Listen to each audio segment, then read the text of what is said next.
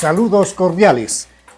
Este día tengo el privilegio de contar con la grata compañía de Fernando Villavicencio, periodista de investigación, analista, activista social y ante todo, ciudadano responsable.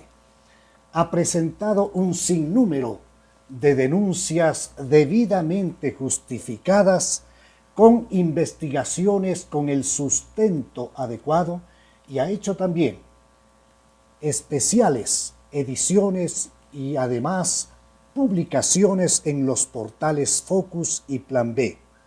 Perseguido, odiado, enjuiciado por el Correato y por el dictador y además, hay que decirlo, respaldado, respetado y admirado por la población ecuatoriana. Bienvenido, Fernando. Tú comienzas las actividades de denuncia concreta, de investigación periodística en el año 2007, con una denuncia referida a la concesión del yacimiento petrolero Palo Azul.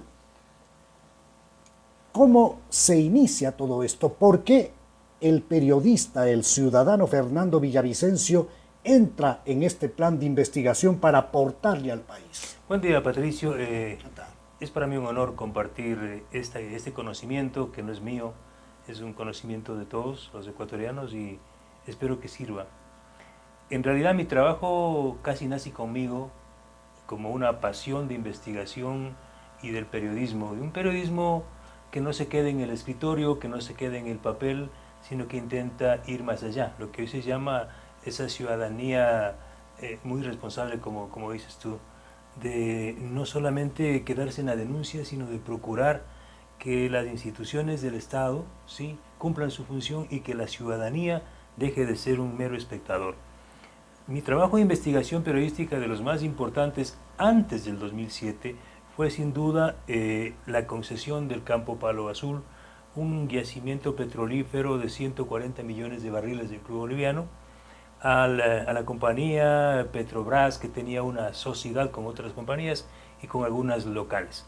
Ese proceso fue muy investigado, en el que yo mismo participé como parte del proceso de investigación. Investigó Contraloría, la Comisión de Control Cívico de la Corrupción, estuvo ahí Jorge Rodríguez, él fue parte de esa investigación, y al fin se determinó la existencia de irregularidades y de un perjuicio millonario, porque ese campo... ¿A cuánto ascendería este perjuicio? 2.500 millones de dólares, no lo dije yo, lo dijo la Fiscalía General del Estado en un proceso penal que inició Washington Pesantes el año 2008-2009 por peculado en contra de 27 exfuncionarios del gobierno y entidades privadas. ¿Y en qué quedó esto?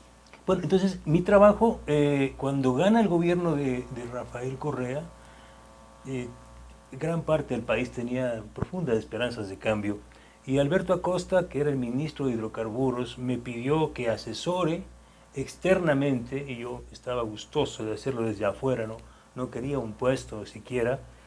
No era el típico asesoramiento burocrático. No. Era un asesoramiento patriótico ciudadano. Y sí, sin sueldo. Sin sueldo. Y yo le dije, encantado, Alberto, creo que Alberto conformó con acuerdo ministerial una comisión especial para investigar los contratos petroleros, los que recién ahora se dan cuenta de las barbaridades que se han hecho. Y el primer contrato que se investigó fue el contrato de Petrobras del bloque 18 y el campo Palo Azul. En esa investigación también participa José Luis Cortázar, secretario de Transparencia de Rafael Correa. De la época. Entonces, aquí empieza mi maldición, ¿sí?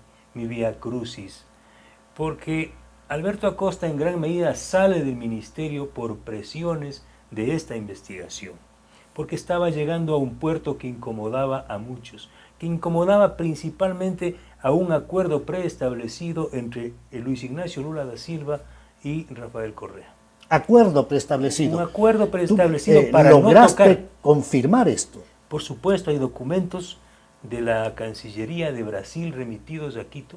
Aquí hay una trama realmente delictiva internacional. Por supuesto. Entonces, mira tú que en la primera reunión en la que se reúnen en Brasil, el año 2006, Rafael Correa con Luis Ignacio Lula da Silva, antes de Correa posesionarse como presidente, Esa reunión, según los informes de Lava Jato, ¿sí? Hay un correo electrónico de Marcelo Odebrecht en el que señala que quien realizó la agenda y preparó la reunión entre Lula y Correa fue Marcelo Odebrecht.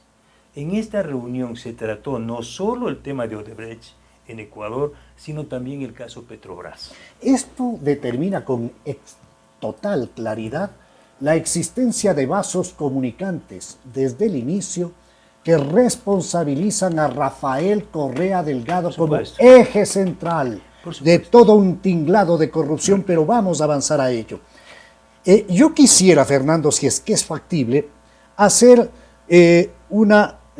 tratar de alguna manera, de forma breve, algunos elementos para entrar a algunos otros detalles. Como consecuencia del levantamiento policial del 30 de septiembre, Fernando Villavicencio, junto con el legislador de la época, Clever Jiménez, y el activista, el doctor Carlos Figueroa, presentan formalmente ante la Fiscalía General del Estado una denuncia debidamente fundamentada porque se atacó a un hospital con enfermos, y este es, sin duda, uno de los delitos más execrables, un delito de lesa humanidad. Así establece la legislación internacional. ¿Qué fue lo que ocurrió alrededor de ese tema? Bueno, Clever Jiménez, como ya había un ambiente de persecución a los medios, era muy difícil poder levantar una plataforma incluso de trabajo periodístico, y Clever Jiménez me pidió una asesoría puntual. Incluso yo le dije, mira, no es conveniente que yo vaya como asesor de la Asamblea, sino quisiera estar desde fuera apoyando el trabajo. Pero fuiste asesor parlamentario. Un asesor de Clever Jiménez, y entre tantos casos que yo recuerdo haber investigado con Clever Jiménez, unos 20, 30 casos, ¿ya? O sea, de los más duros. Muchos no se conocen. Ni siquiera se conocen. Uno de ellos es el del 30S. Aquí hay una anécdota muy importante. Clever les pidió a todo el bloque de parlamentarios de Pachacuti e incluso a otros legisladores que apoyaran la presentación de una denuncia para que Fiscalía investigue por la posible comisión de graves delitos, como uno de ellos, un delito de lesa humanidad, por haber, en este caso, Correa dispuesto el asalto militar o un operativo militar para liberarlo de un supuesto secuestro en un hospital. Como efecto de esta decisión de Correa, que consta en un informe militar, es que se generó un enfrentamiento armado, ¿sí? que produjo varios muertos, policías civiles y militares. Es necesario recordar a los ecuatorianos que esto nace de una revuelta, de un reclamo de la policía, de un reclamo de la situación interna de esa institución. Correa monta en cólera y, con el temperamento que conocemos, va a ese cuartel policial, enfrenta, se abre la camisa, hace una serie de cosas especiales y finalmente se recluye en una unidad hospitalaria de la propia policía, y se inventan toda esta tesis de que ha sido secuestrado. Claro, entonces es importante, ¿por qué aparece mi firma ahí conjuntamente con la de un legislador y de un médico? Bueno, yo firmé, reitero, porque ningún legislador quería firmar. Ya, a pesar de que habían hablado antes. Por supuesto, o sea, ni siquiera los legisladores de Pachacuti querían firmar. A Clever lo dejaron solo. Si tú miras las denuncias presentadas por Clever Jiménez, que son muchas, a Contraloría, a Fiscalía, firma solo. ¿Cómo no? Y a mí me consta que pedía al bloque que le acompañe, pero ninguno quiso. Ellos tendrán que responder. Ante esa soledad de Clever Jiménez, Carlos Figueroa, que era dirigente de los médicos, él estaba obligado, ¿sí?, espiritual, profesionalmente, con los galenos de este país, a firmar una petición de investigación, porque fue un hospital atacado y porque pudieron haber muerto muchos colegas de él en este ataque militar. Gracias a Dios no pasó. Y lo mío era una responsabilidad porque yo investigué de alguna manera y dije, Clever, no hay problema, yo firmo. Además, porque Correa decía, si quieren no se escondan, firmen las denuncias, pues si son machitos.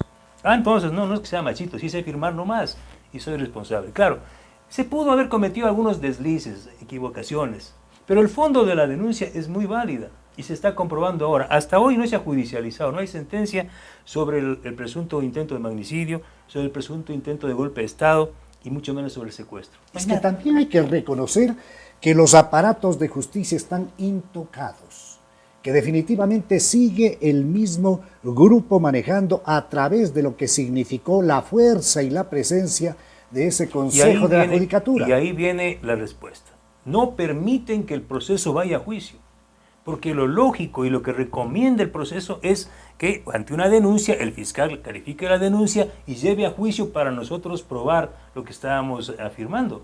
No, el fiscal, sin ir a juicio, resuelve calificar de maliciosa y temeraria y pide el archivo del proceso. Esto fue muy grave porque eso significó el inicio ya, la formalización de una persecución in misericordia y de una querella que terminó además con una sentencia con una indemnización muy alta que exigía que se le pague y una situación muy grave para la familia de Fernando Villavicencio. ¿Cómo fueron esos momentos en los que luego de declararse a esa denuncia maliciosa y temeraria comienza la persecución formal? Claro, Galo Chiriboga, quien estaba vinculado al tema Palo Azul, claro, lo denuncié, ¿sí?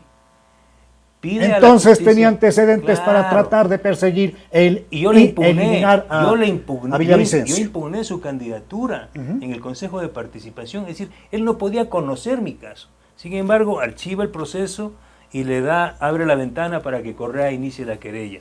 Inicia la querella y llega por coincidencia donde la jueza Lucy Blasio, una jueza que entró por la ventana con 10 puntos regalados, no lo digo yo, lo dice el informe de Baltasar Garzón.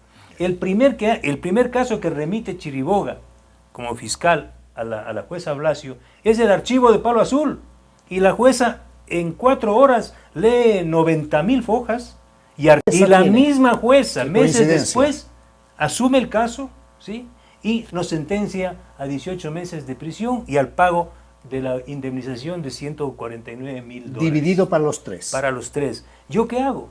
Como ya se venía la sentencia final, yo salgo a Washington, a la Comisión Interamericana de Derechos Humanos, hablo con Catalina Botero, presento y formalizo una petición de medidas cautelares y al día siguiente de que la Corte emite el fallo final y la orden de captura, la Comisión Interamericana emite medidas cautelares y pide al gobierno que se abstenga de apresarnos. Y el gobierno usa eso como papel sanitario.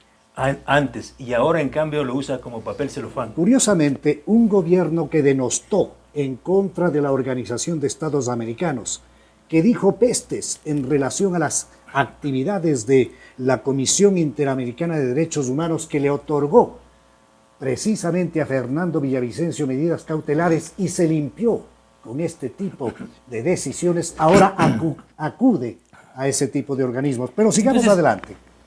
Yo con la medida cautelar, ¿qué es lo que hago? Yo regreso al Ecuador. Soy el único ecuatoriano que con un orden de prisión, de captura, regresa al país, mientras los delincuentes de cuello blanco les avisan horas antes de que salga la orden de captura o se dé el allanamiento, les avisan para que salgan por la puerta grande del aeropuerto.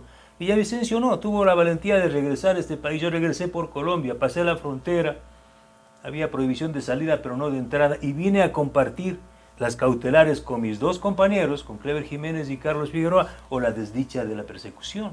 Y efectivamente lo segundo fue lo que primó.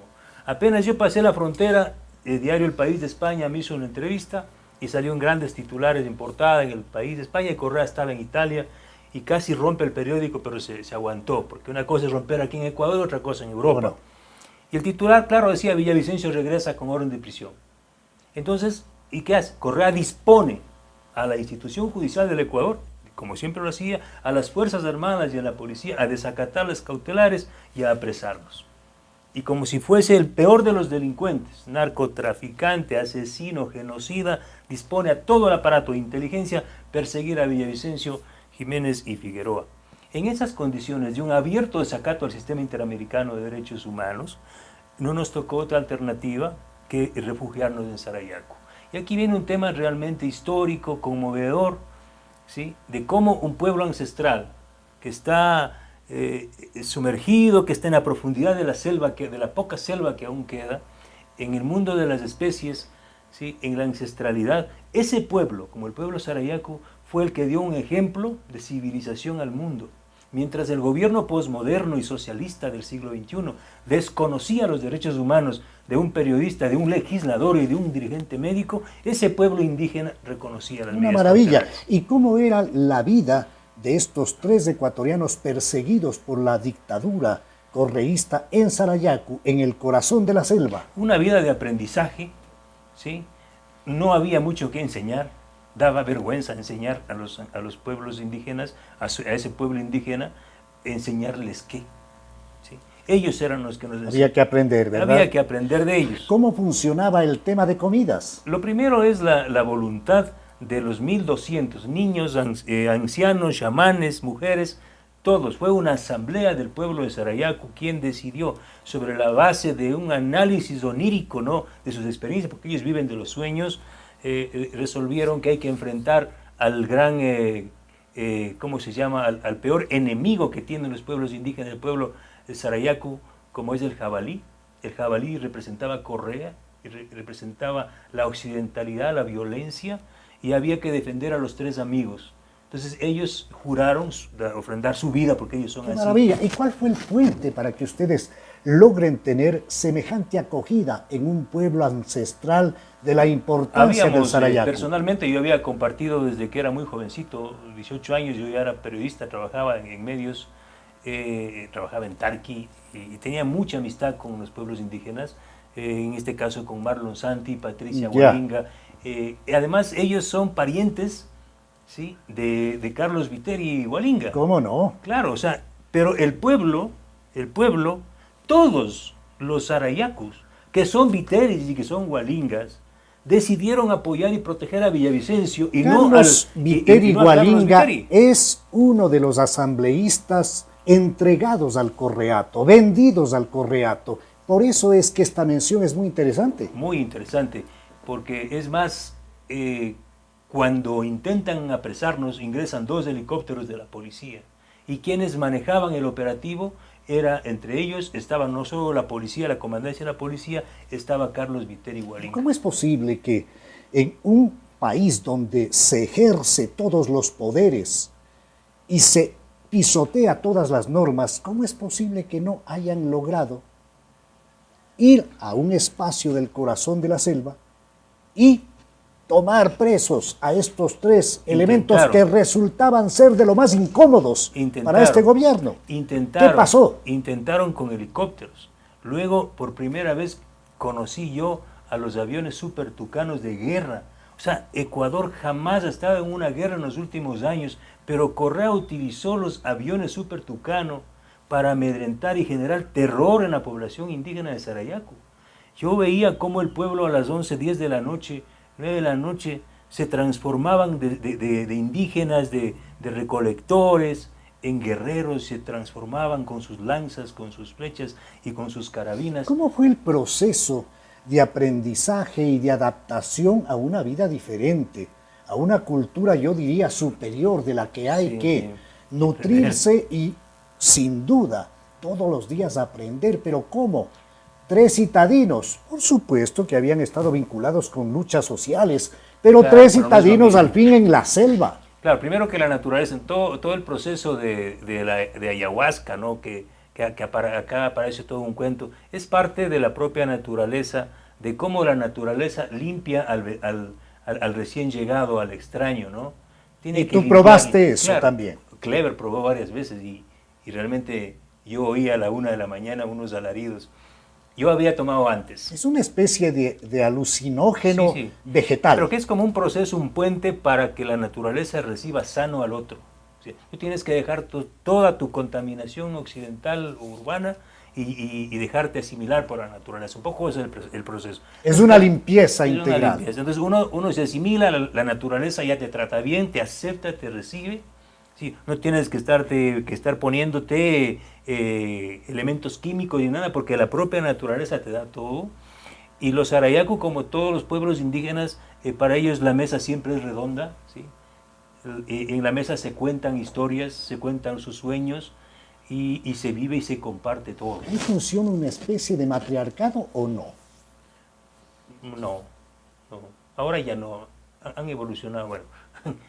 han aprendido mucho, han Pero las compartido tareas mucho. de los varones siguen Sí, vinculadas con la a la casa, casa. con el manejo ya de la solución de los Pero temas alimentarios. también ahora las mujeres, una experiencia muy bonita es el marido construye la canasta, ¿sí?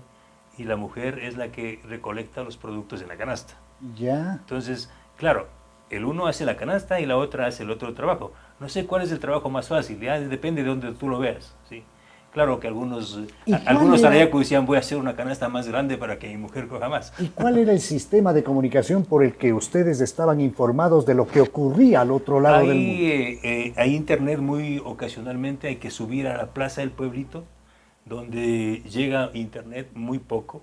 Entonces, claro, yo pasaba el tiempo que se podía en internet escribiendo, ¿no? Porque jamás dejé de escribir.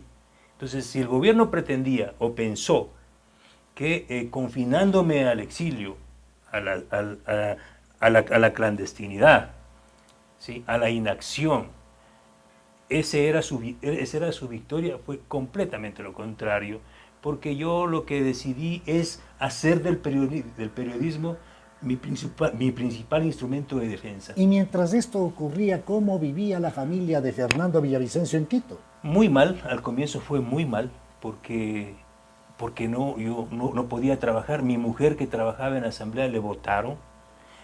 A mis hermanos que trabajaban, los pocos que trabajaban en el sector público, todos les despidieron. Mi hermano que tiene unos pequeños negocios de comida, todas las semanas estaban ahí molestando el servicio de rentas internas, hidrocarburos. Es decir, fue una persecución en todos los ¿Y cómo niveles. resolvían los temas básicos? Con asistencia y ayuda de mi familia, económica de mi familia y otros amigos empresarios. Yo tengo que agradecer muchísimo.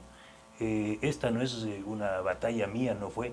En todos los planos hubo una enorme solidaridad, no solo de la gente que me daba información, sino también de la gente que se preocupaba por mis hijos, porque una ayuda de $100, $200, de $500, para mí era un asunto de vida. Qué interesante, Fernando Villavicencio admite tener ayuda de determinados empresarios Sí, sí, que por supuesto. con un compromiso frente a una lucha cívica anticorrupción apoyó a la familia de Fernando Villavicencio. Y más, y fueron sectores ideológicamente, ¿no?, vinculados Opuestos, a la derecha, por supuesto. los que más me ayudaron. Ya, No tengo ningún problema en decirlo. ¿Qué tiempo estuvo Fernando Villavicencio en la selva? A ver, en la selva estuvimos, en Sarayaco unos 3 meses. ¿Y En luego? la selva, porque la salida de Sarayaco fue lo peor, fue lo más difícil. ¿Por qué? Porque ya nuestra vida prácticamente estábamos cercados. Habían alrededor de 14 frentes militares y policiales rodeando la provincia de Pastaza, ¿sí?, los principales ríos. Se demora desde la capital del Puyo, ¿sí?, hasta Sarayaco 6 horas en canoa, 6 horas por el río Bobonaza. Y la única otra forma de entrar es por avioneta, son 30 minutos. Es decir, la forma de salir, ¿por qué? La decisión, un poco el planteamiento de salir fue mía. Clever, Carlos, vamos, gracias compañeros, es mejor retirarnos, porque conociendo a Rafael Correa es capaz de provocar un corría enfrentamiento. peligro la comunidad. Por supuesto, iba a haber un enfrentamiento. Ustedes evitaron ese enfrentamiento. ¿Y a dónde fueron? Y salimos caminando, ¿sí? Una parte nos sacaron en la noche, los huíos, que son los guerreros sarayacos en sus canoas, porque todas las orillas del río estaban con agentes de inteligencia. Salimos por canoas unas 3 horas y de ahí caminando por la orilla del Bobonaza, que es un río grande, y por la selva. Algo que yo realmente no tengo por qué decir ni quererme pasar por ningún superhéroe ni nada. ¿Sí? Yo no estaba para eso. ¿Qué tiempo de toda esta 16 horas, aventura? 16 horas en el río, ¿sí?, simulando ser pescadores, por la selva. Un poco disfrazados. Por la selva, ¿sí?, hasta llegar a un punto, a una hora exacta, en la madrugada, ya en un poblado cercano al Puyo, para que nos retiren de ahí. Y realmente fue lo más difícil, lo más doloroso, donde nosotros, al menos yo, vimos muchos momentos perdernos la vida y desfallecer, porque era un río lleno de animales, ¿sí? Realmente fue terrible, realmente fue terrible. Carlos Figueroa, el médico, tuvo problemas muy serios en su entorno familiar. Entiendo que su madre estuvo con un cáncer avanzado. Es muy doloroso. Y él no tuvo otra alternativa que venir a la ciudad de Quito para abrazar y despedir a su madre. Y me parece que ahí se aprovechó para realmente hacer toda La decisión era salir de Sarayaku y quedarnos, y efectivamente quedarnos en comunidades más cercanas, ¿sí? Pero la situación de la madre de Carlos era muy frágil, ¿sí? Él era el médico de ella antes de que iniciara la persecución, porque él era el médico de que era su hijo. Había abandonado a su madre. Claro, entonces la persecución de Rafael Correa separó a su madre, y eso fue fulminante. Eso tendrá que responder Correa y todos los que estuvieron en la persecución.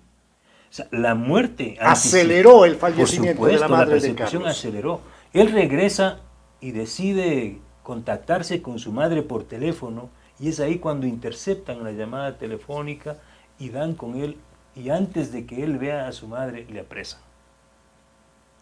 Le apresan, va 6 meses, y en los 6 meses que está en la cárcel, mejor dicho, al 4.º mes muere la madre. ¿Él tuvo la oportunidad de verla? Muerta. Es una cosa tremenda.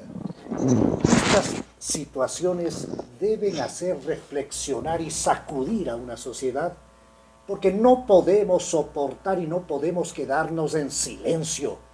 Ahora hay voces que se van multiplicando, que es bueno olvidar. No, señor, hay que combatir a la corrupción, claro, y a este tipo de corrupción que no puede dejársela pasar. Luego de esto también ustedes se ven obligados al pago de $47,000 cada uno. ¿Cómo funcionó esto, Fernando? Bueno, qué doloroso, pero o sea, Correa no conforme con tener a un médico sin madre, perseguidos, porque luego nos tocó estar casi 1 año en la clandestinidad, ya no en Sarayaku, pero cambiándonos de casa, viéndonos en los carros acostados, en las cajuelas de los vehículos. Mi hijo tiene 5 años y he pasado con él 1 año y medio, ¿sí? Y bueno, no conforme con esa brutal persecución policíaca, política, Correa dice: no, tienes que pagarme la plata. Quiero la plata. Yo no tengo un departamento, yo no tengo los bienes muebles de mi casa, lo básico. Porque ellos me han investigado tanto, ¿no? Me acusan de que me he llevado millones, era agente de la CIA, agente de Chevron, de los Isaías, de todo el mundo me acusan, pero nunca presentan un documento y no, ve, ahí están las propiedades, no. Cuando allanaron mi casa en el barrio de Carapungo. Puta, que agente de la CIA viviendo en Carapungo, ¿no? Sí, porque hasta en eso hay que tener un poco de sensatez, pero bueno. Entonces Correa va a atacar económicamente, o sea, no lo pudimos matar, ¿sí? No los pudimos liquidar, sepultar, silenciarles, vamos a matarlos económicamente. Les vamos a ahogar. Es que es matarle a alguien sin trabajo y quitarle las cosas. Entonces, con orden, obtiene una orden de embargo y me declaran insolvente. ¿Sí? Obtienen un orden de embargo. Van los depositarios judiciales. Les rogamos de favor, vean, no se lleven la cuna, la cama, el televisor, las cosas básicas. ¿Qué hacemos? Una campaña pública, la gente ayuda, logramos obtener como $16,000 de apoyo de la gente, y el resto nuevamente hacer préstamos a los amigos empresarios. Vea, ponga 1,000, ponga 500. Y lograron y otra vez reunir. Los amigos empresarios muy generosos siempre.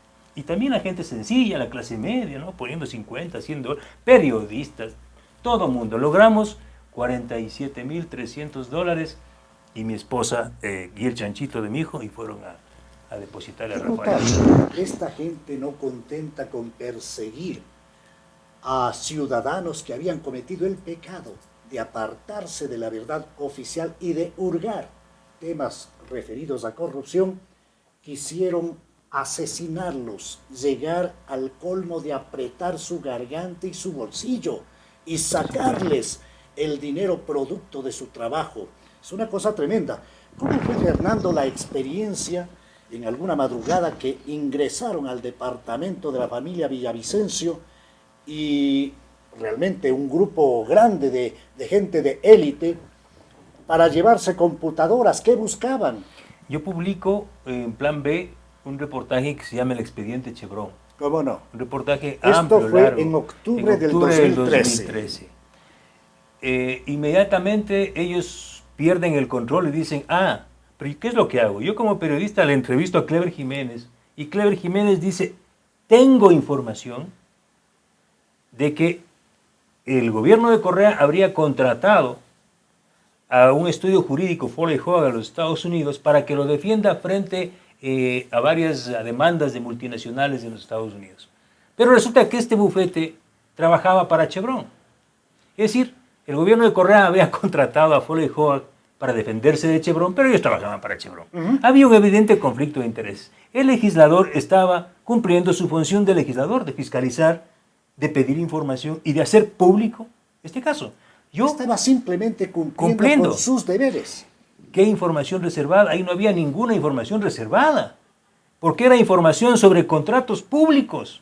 Pero asaltan la casa. Pero claro, entonces como estaba esa información en correos, que no eran correos privados de Alexis Mera, ¿no? Ni del procurador, eran correos de la Procuraduría, que hoy son informes públicos, ¿sí? Documentos públicos, y era un correo de la Presidencia de la República. Pero acusaban a Villavicencio de hackeo. Claro, entonces no tenían otro argumento, pues, porque si no, ¿cómo allanaban la casa? ¿Quién se inventó eso? ¿Alexis Mera? Rafael Correa y Alexis Mera, ¿sí? Le convencen, le ordenan al fiscal Galo Chiriboga que realice un acto urgente. ¿Sí? Un acto urgente y van y allanan la asamblea.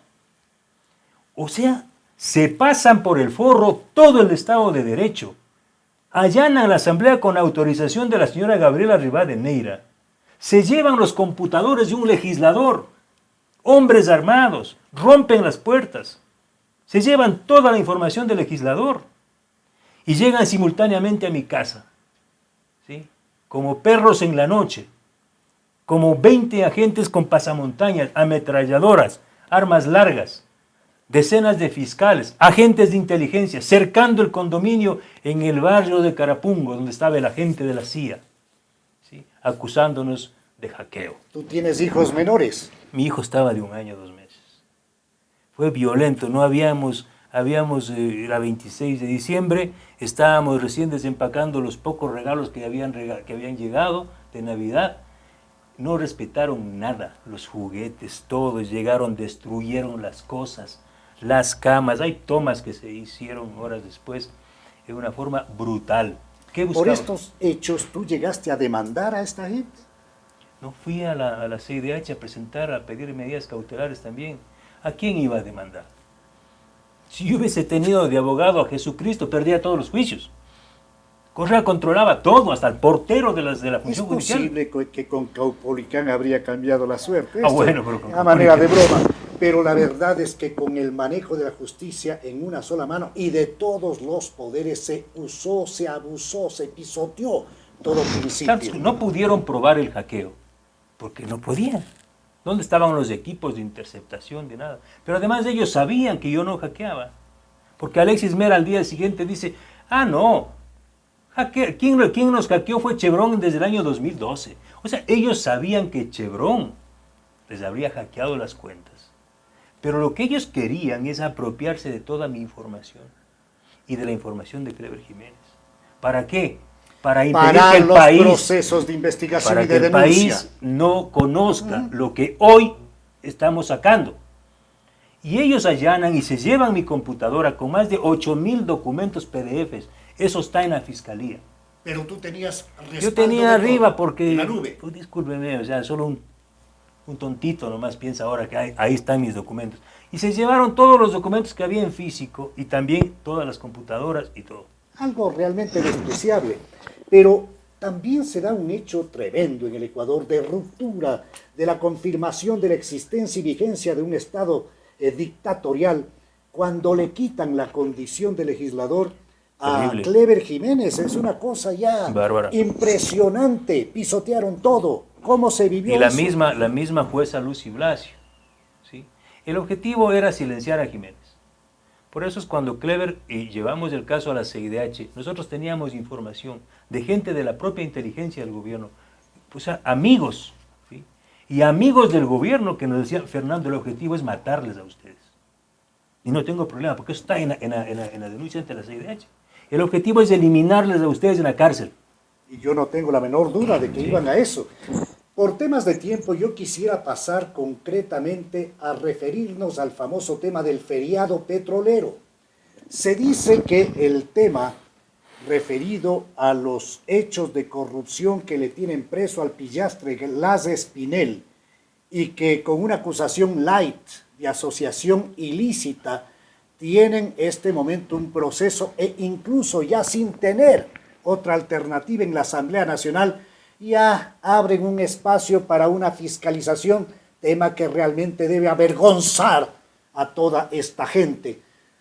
Pero yo quiero hablar en relación a un tema que me parece mucho más grande. Creo que lo de Odebrecht en poco tiempo será un tema de caja chica. Travesuras de niños. Travesuras de niños frente a los enormes perjuicios en relación al mal manejo del petróleo. Lo sorprendente es que cuando allanan mi casa y allanan la asamblea, ellos se llevan la información. ¿De temas petroleros? Toda la información ¿Ya? que hoy estamos sacando, ¿sí?, está en mi computadora. Es decir, el fiscal Chiriboga y el fiscal Vaca, ellos saben, y los fiscales saben la información. Por eso lo primero que hice con mi abogado es pedir que todos los files, que todos los archivos de mi computadora pasen al expediente. Ah, pero ellos no querían pegarse un tiro en el pie. Porque el momento en que toda esa información de mi computadora pasa a ser, ¿sí?, objeto de investigación de parte la Fiscalía, del proceso, ellos van presos. Ellos pensaron que llevándose mis computadoras iban a acabarnos. No, yo empecé a descargar toda la información y todos los casos que he venido presentando es con base a esa información y otra información actualizada. ¿Tienes tú una idea concreta de lo que significa este feriado petrolero y los perjuicios para el Ecuador? Hay 4 o 5 grandes casos. ¿Cuáles son? Que yo los comento. El más grande de todos es sin duda esta decisión irresponsable de Rafael Correa de haber sometido al Ecuador al sistema financiero chino. Es decir, el haber dispuesto vía decreto ejecutivo que se contraten líneas de crédito carísimas con el 7 y el 8,25% con China y Tailandia, y que estas líneas de crédito sean pagadas con petróleo, es una actitud grotesca, inconstitucional, que vulnera la soberanía económica de este país. Porque no se puede pagar deuda externa pública con un recurso natural. Aquí existe simplemente un par de chulqueros que le dan dinero al gobierno de Correa, sí, que era un barril sin fondo para gastar a manos llenas, y que reciben petróleo. Se conoce que para el año 2018 está prácticamente todo prevendido el 97%, claro, dicen los analistas. Entonces, ese es uno de los ejes. ¿Cuál otro? Esto yo anticipé el 2009, el 2010, están en mi libro Ecuador Made in China, publicado en el 2012. Es decir, todo lo que ahora recién está publicando la prensa está ahí. Hay que leer. Yo advierto. Es más, no Villavicencio nomás, la ex ministra de Finanzas, el año 2009, antes de la firma del primer contrato con China, les dicen: retiren la cláusula de libre destino. ¿La señora Viteri? Sí, retiren la cláusula de libre destino, porque lo que estamos permitiendo con eso, es decir, vamos a pagar la deuda externa con petróleo. ¿Les dice por escrito? Por escrito, y consta en un informe de Contraloría.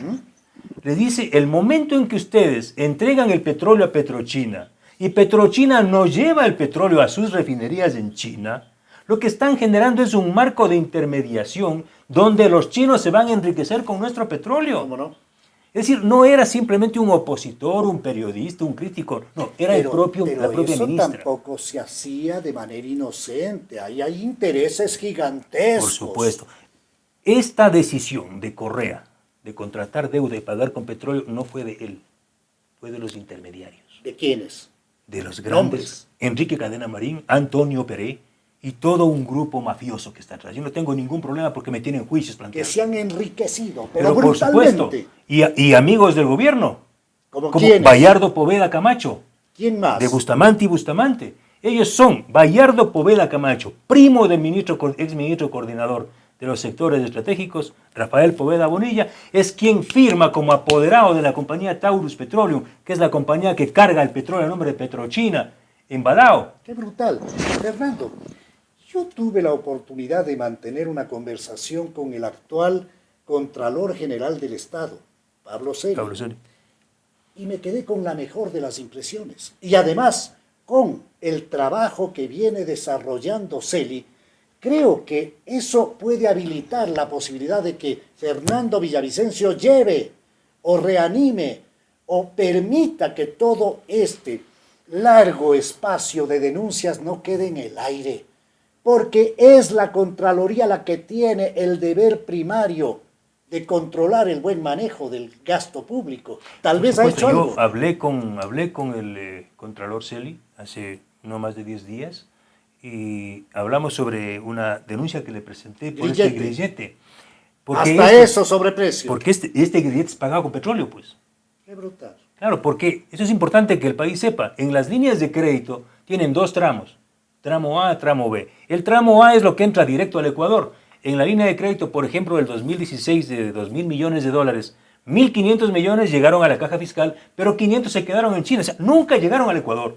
¿Y estos 500 son para qué? Para contratos con empresas chinas. Uno de esos contratos, o varios de esos contratos, es este del grillete por con 800% de sobreprecio. Y está ahí, y yo le dije al presidente Moreno, y le he dicho al Contralor, y están los documentos ahí. ¿Cuál fue la respuesta de Celi? Que iba a disponer inmediatamente la investigación. Pero aprovechamos esa reunión para yo decirle, vea, saludo lo que usted está haciendo, y lo digo públicamente. Hay un gran pasivo de esa Contraloría, una gran deuda de años que hoy se está pagando. Y uno de esos pagos es que se ha comenzado a haber sacado un informe sobre los contratos con Petrochina, Unipeg y Petrotailandia. Pero le he dicho, Contralor, tiene que investigar la ruta del dinero. Yo tengo los documentos. Tome. Sí. ¿Nos puedes dar un resumen muy apretado de la ruta del dinero? Primero, el país tiene que saber que cuando voy a Perú en este nuevo exilio, ¿sí? Yo no estaba acostado ahí pues en las playas de Lima, ¿no? Que no son tan bonitas como las ecuatorianas. Ahí descubres claro, un chanchullo yo me gigantesco pongo a en el manejo del investigar, petróleo. me hago amigo de diputados peruanos, solicitamos información a Petroperú y descubro que lo que yo decía era cierto, pero que estaba corto. Yo hablaba de $2 de perjuicio por cada barril. ¿Y llega a cuánto? Bueno, resulta que en Perú yo pruebo de que hay entre 3, 4, 5 y hasta $7 de pérdida por cada barril. Sí, es decir, salía de Balao con un precio que pactaba Rafael Correa con los chinos y tailandeses, para decirlo así en gráfico, sí, salía por ejemplo a 40 de Balao, pero luego de un día, que se demora un día el buque hasta llegar a Talara en Perú, ese petróleo llegaba a 46, $47. ¿Y quién se lleva eso? Los intermediarios, porque el petróleo no iba a China, pues. Pero esos intermediarios sin duda tienen vasos comunicantes. Les estoy diciendo, ahí están los nombres, ahí están las cuentas bancarias de esta gente. Esta gente es la que me persigue, ¿sí? Hoy, con juicios.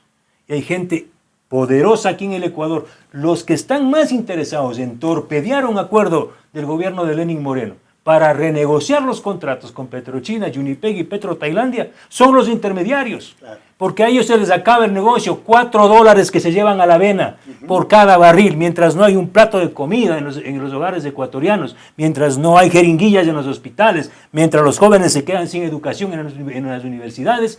Estos mafiosos se llevan $4 por cada barril. Multiplique, Patricio, por 300,000 barriles diarios. Tremendo. Fernando Villavicencio confirma que el gran escándalo de la Odebrecht es una gota frente a todo lo que se ha hecho con el manejo petrolero en el país y con todo. 1.200 millones de barriles de petróleo comprometió Rafael Correa para pagar a los chinos y tailandeses. Multipliquen, por Dios. Yo digo $2 conservador, porque van a decir, Villavicencio es un exagerado. $2, sí, 2.400 millones de dólares. Según las otras cuentas, puede llegar hasta 4.000 millones de dólares. Aquí estamos hablando del gran juicio de asociación ilícita por 7 millones que le han dado al tal, por 5 millones que le han dado al otro, por 3 millones a Alex Bravo que le han encontrado en su cuenta. No, señores, aquí la gran trama de corrupción es cómo se llevaron, cómo entregaron el principal recurso de los ecuatorianos, el petróleo, a los chinos y a un grupo de intermediarios. Es una cosa nauseabunda. Yo quisiera aprovechar también de este diálogo con Fernando para que nos cuente cómo fue su reunión con el presidente Moreno. dolorosa, hermosa y muy apasionada.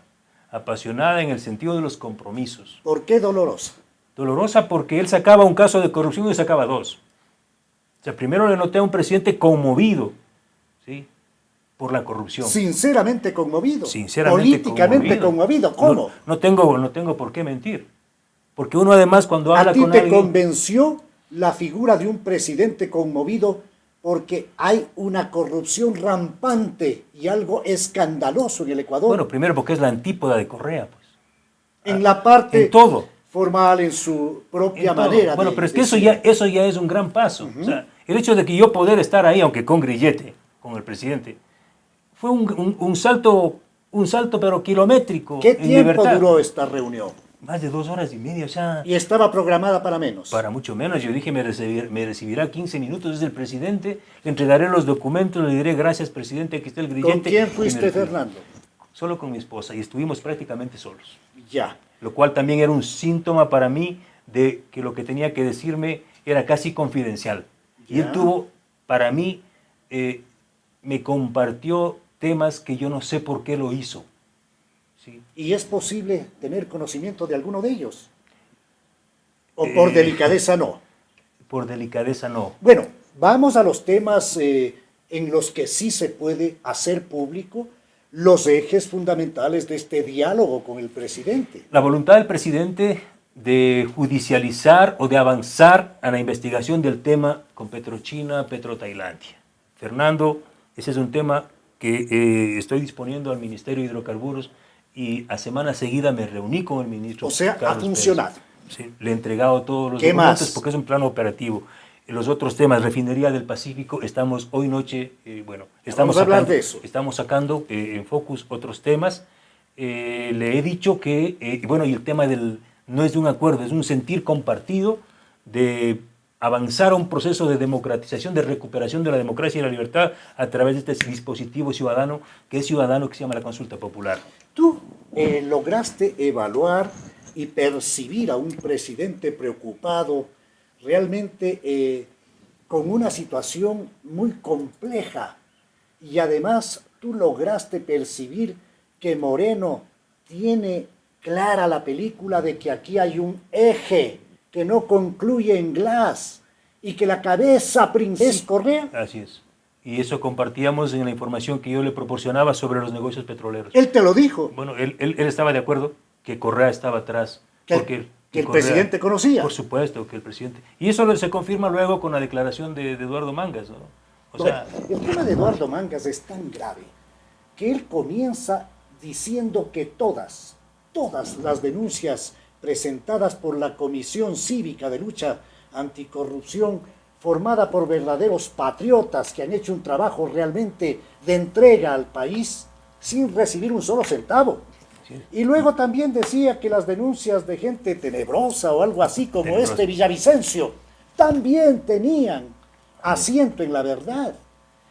¿Cómo es posible que se exprese este tipo de cosas y que no le llame la fiscalía y que no le lleve? Porque eso implica el anuncio de un sinnúmero de delitos que se cometen alrededor del conocimiento efectivo de la existencia de actos de corrupción.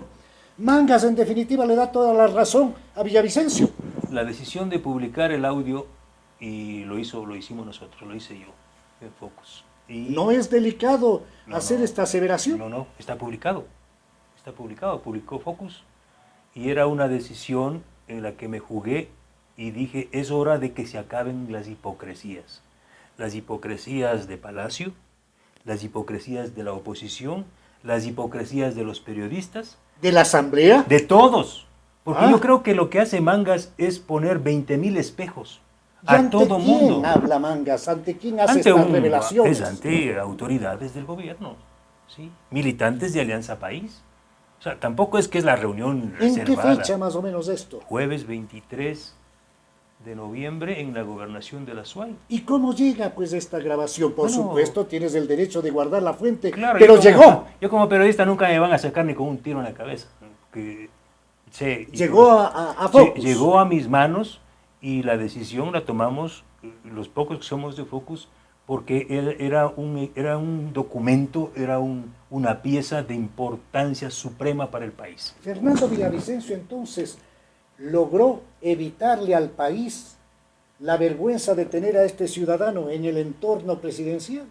Yo creo que el nivel de sinceridad de Mangas ayudó mucho.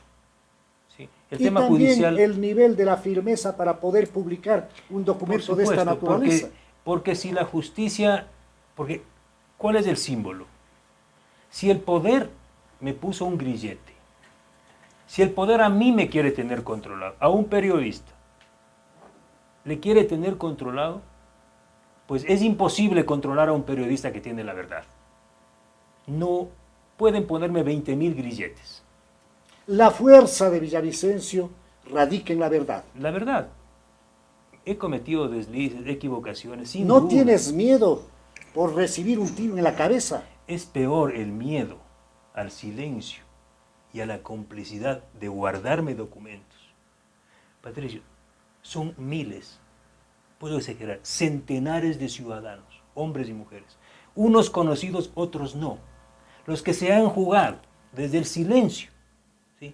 Tomando un documento, y hablo de funcionarios públicos, tomando un documento, abriendo una cuenta de email, enviándome el documento, o jugándose, Fernando, le invito un café, no le conozco, pero le invito un café, tome, o un pendrive, o un sobre de Manila, centenares de hombres y mujeres honestos de este país. Gracias a ellos, muchos funcionarios públicos, la mayoría funcionarios, y no pues de abajito, incluso de altísimo nivel, muchos de ellos son parte de este trabajo, de esta verdad, no es mía. El problema gravísimo hubiese sido para mí y para el país, yo tomar esa información, guardarme, o traficar con la información como han hecho otros políticos de este país e incluso periodistas, ¿sí? O vender esa información, estuviese forrado de plata, pero no. ¿Por qué? Porque mis amigos sabían, porque mis hijas, que ya son grandes, sabían. Papá, yo te oí hablando de ese tema y tú te callaste. Es decir, la peor sentencia era la complicidad y el silencio. No quiero concluir este diálogo con Fernando Villavicencio sin que nos ofrezca, en calidad de primicia, qué viene luego de todo lo que ya el Ecuador conoce, denuncias debidamente sustentadas hechas por Fernando Villavicencio. ¿Qué viene luego? Vamos a judicializar. Está en la fiscalía. 2 meses el fiscal Vaca no me llama a reconocer firma siquiera de la denuncia de Petrochina. Vamos en los próximos días a presentar ante la embajada americana, voy a presentar y a pedir al embajador de los Estados Unidos que lleve esta investigación allá, porque allá están muchas de las cuentas, y también a otras instancias. Estamos en las próximas horas a publicar en Focus un material muy importante que confirma que Rafael Correa y Jorge Glass no solo sabían, sino que tomaron las decisiones para adjudicar los contratos de Odebrecht. Es decir, toman la decisión de entregar los contratos a Odebrecht en Refinería del Pacífico, cuando había informes que decían no va a haber refinería. En síntesis, Refinería del Pacífico, ¿qué representa en función de perjuicio para el Ecuador? 800 millones de dólares fueron adjudicados a Odebrecht, 2 contratos, y uno a Worley Parsons, cuando ya había informes que decían no va a haber refinería, porque todo el petróleo está, o gran parte del petróleo está ignorado para pagar la deuda con China. Entonces, ¿cómo va a haber refinería? Una infamia. ¿Cómo iba a haber refinería? Si además no había ingeniería básica el 2012, ¿cómo se atrevieron a firmar un contrato de remoción de tierras si no había ingeniería? Y si no había, por favor, si no había financiamiento, ¿cómo Jorge Glass dio la orden para construir, para hacer una obra de remoción de tierras en 300 millones y construir un acueducto, cuando no había el tercer socio? Esto es un delito, es peculado. Claro, pues días antes ya habían recibido las coimas de Odebrecht, queda clarísimo. Y me sorprende que Fiscalía no haya hecho nada y le acuse por un delito medio o un delito menor como es la asociación ilícita. El enorme carnaval delictivo tiene definitivamente responsables en la cabeza del exdictador Rafael Correa Delgado, de su socio principal, el vicepresidente apresado, este pillastre llamado Jorge Glass Espinel, y muchos otros. Así es.